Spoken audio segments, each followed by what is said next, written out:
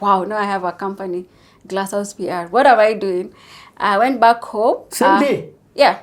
Wow. I mean, it has come. This is it. What are we waiting for? And that's what I tell people every day. I'm like, if you have a solution, and I keep telling people even in the office, if something has come together right now, what are you waiting for? Do it now.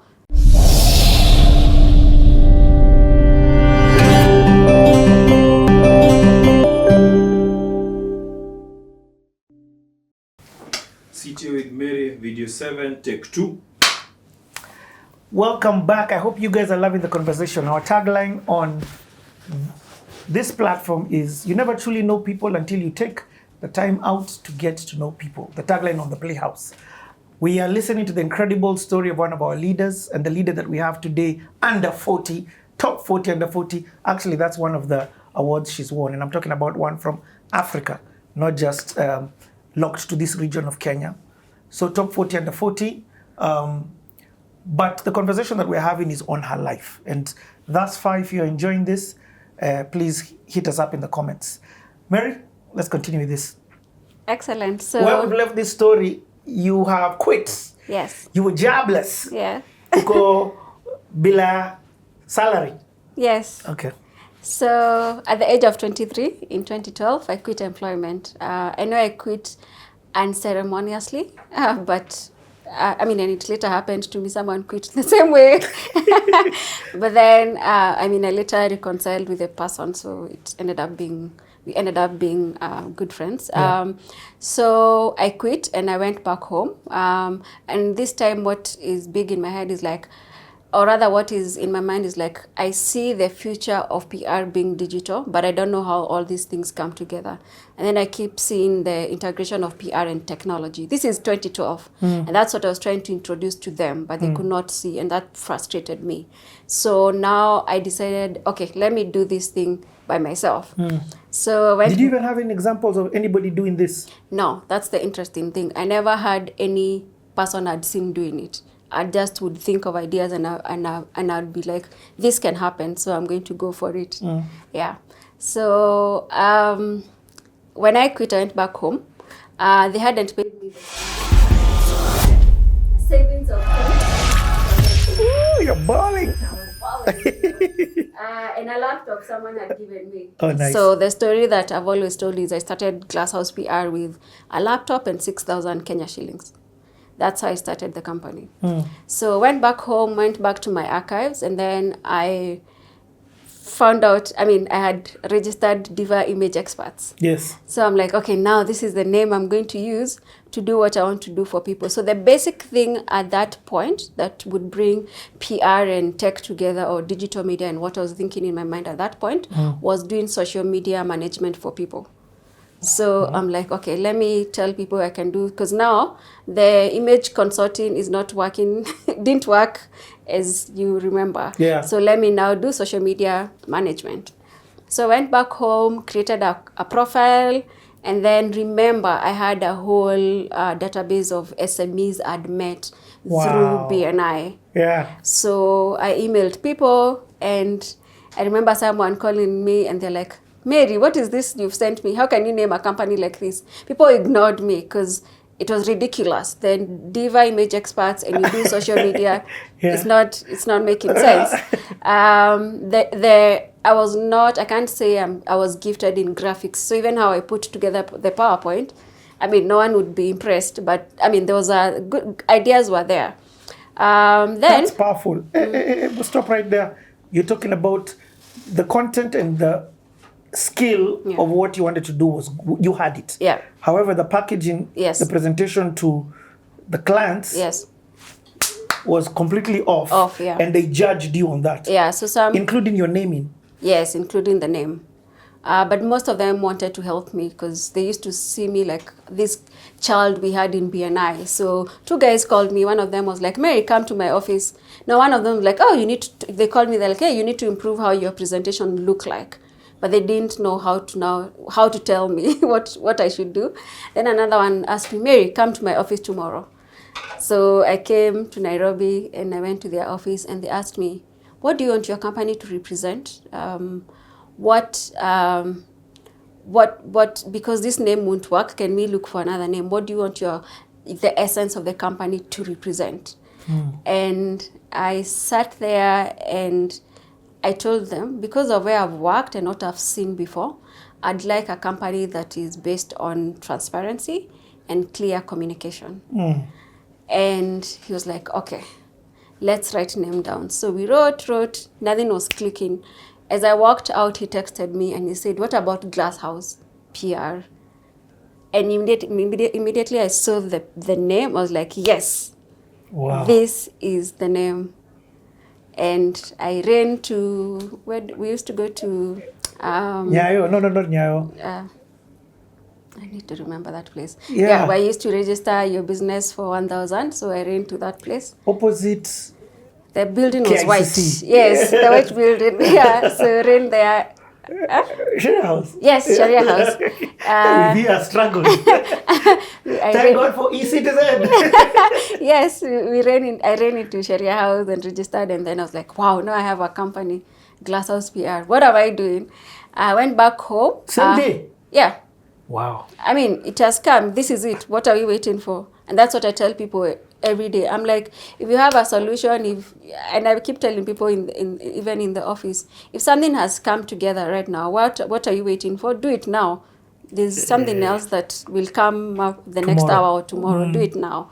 Yeah, went, registered. I think you'd wait for a few days, then you go pick the certificate. Then, yeah, so registered it there and then. What? So now you have Glasshouse PR, Yeah. Koheri Diva Image Experts. Yeah. Yeah. So went back home and registered a domain. I mean, now I understand all these things. Bought a domain, www.glasshousepr.co.ke. Now your 6,000 is like at 3,000. Yeah. How did I?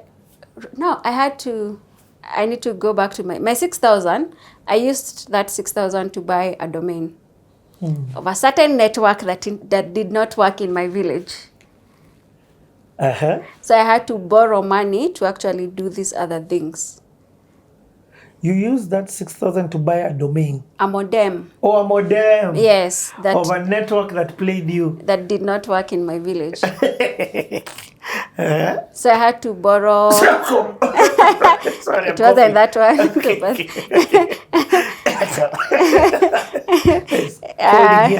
So then I went and bought, I went and borrowed money to now go and do these other things, like the 1,000 for Sharia House, and then buying the modem for this other network. Isn't it crazy that we need to explain what a modem is? Yes. So a Like modem was a small evolution. stick that we used to put in on our laptop for us to connect to the internet.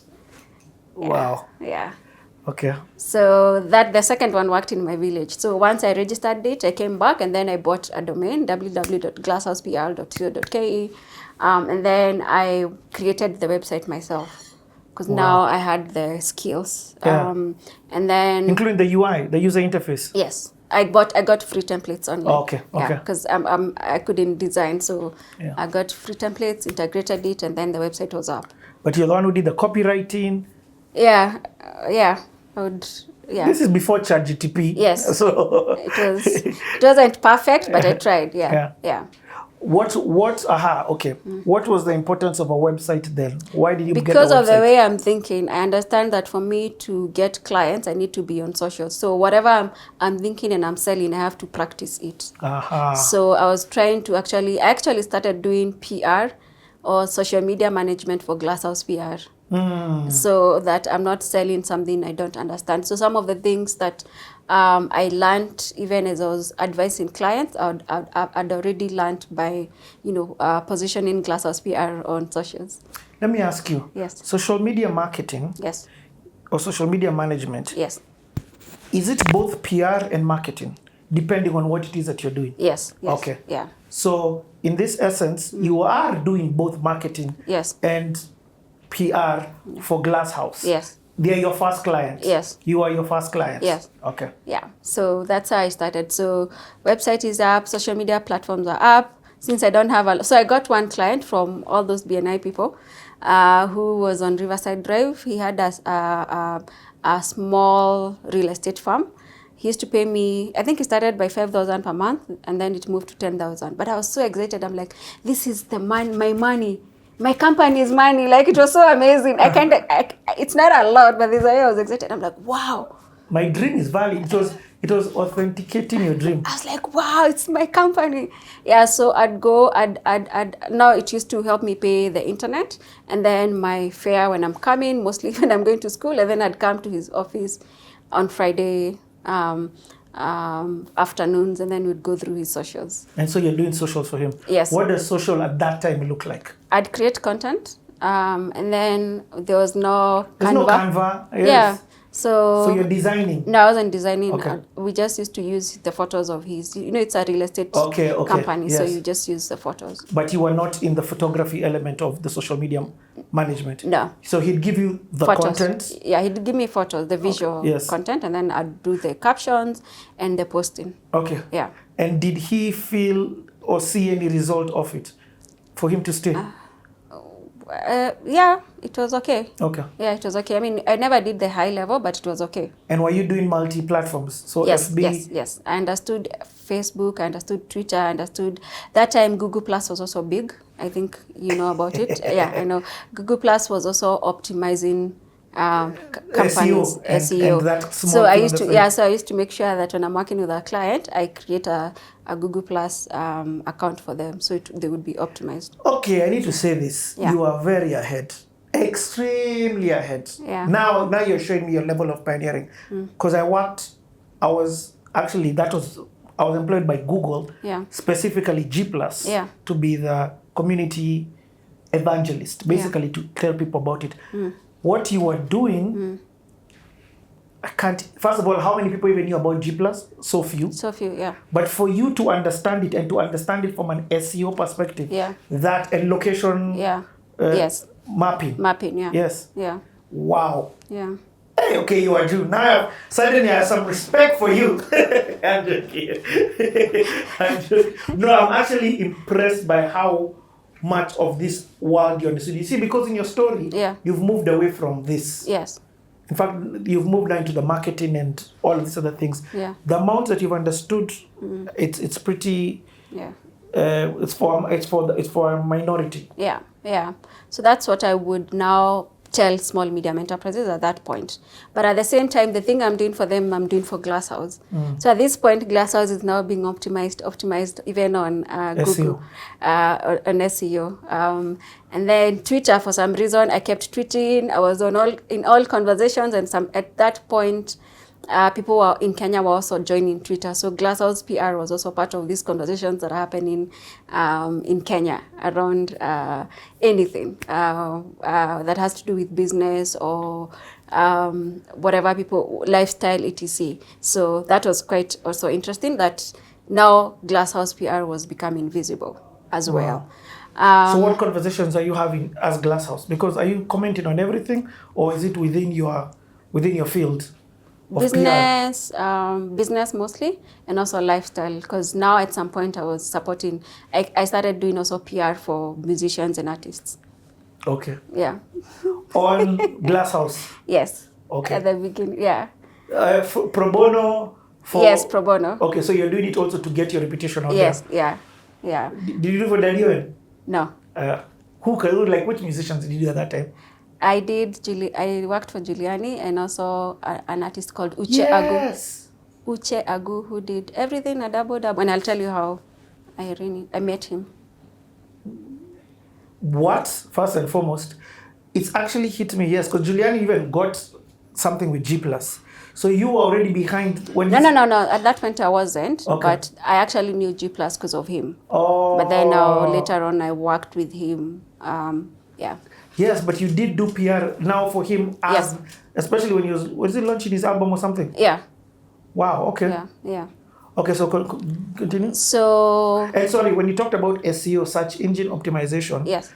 Explain to somebody what that is. Yes. So that is... Okay, so optimization is where you're brought to the top on Google. So for example, if your name is Richard, and you have richard.co.ke, so there's a way inside the website you're able to sure that your website is optimized. Like if people search for CTA, it's richard.co.ke that appears. Yes. So on the website, when you're coding, there's meta tags that would write in the code, or when you're using CMSs. No, I don't want to make it complicated. When you're using management systems, there are places they tell you to put keywords. Yes. So when you search certain keywords, your website appears. Yeah. So Google Plus, we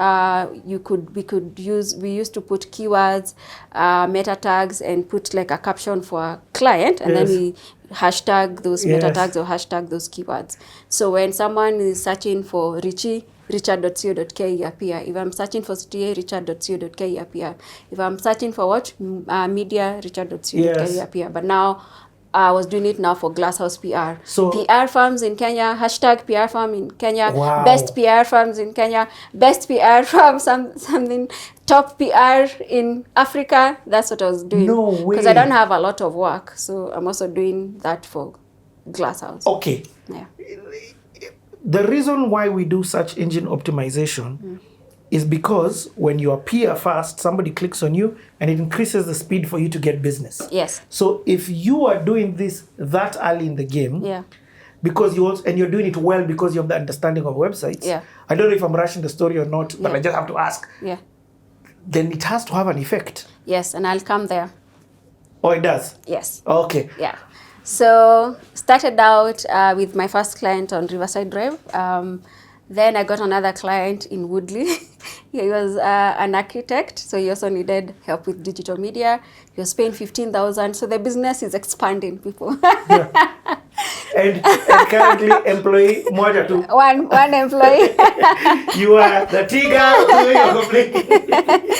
The PR person, the CEO, the everything, the MD. And you're working from home. PR, you the digital. Working from home early. From Limuru. I'm traveling all the way from Garariga. Yes. Okay, now when you're meeting clients. Yeah, I'm coming from Garariga. So this second client was a referral?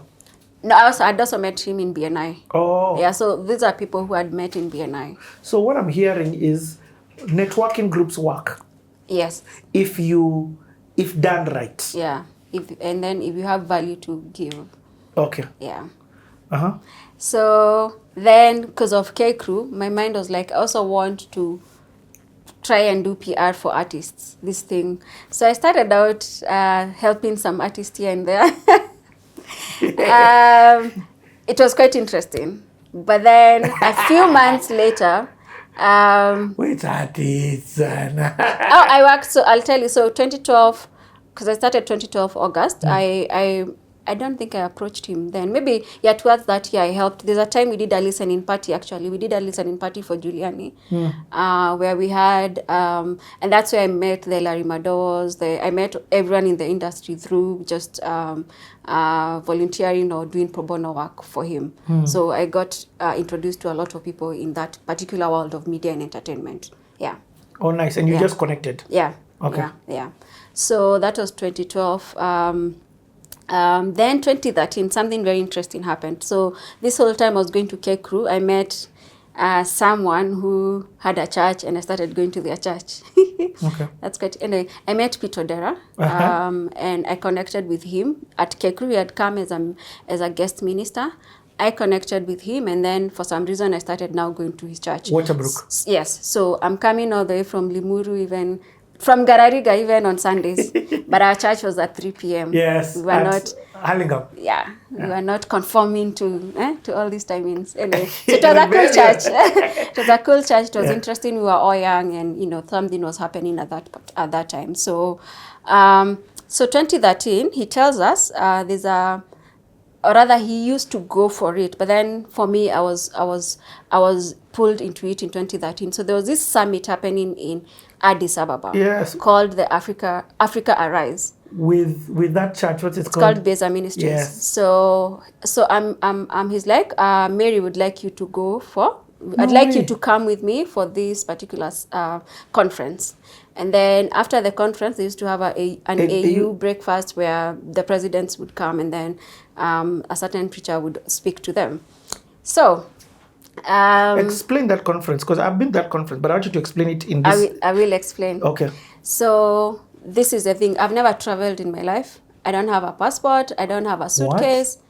What else? Yeah, I don't know what happens. I don't know. I've never been in a plane before.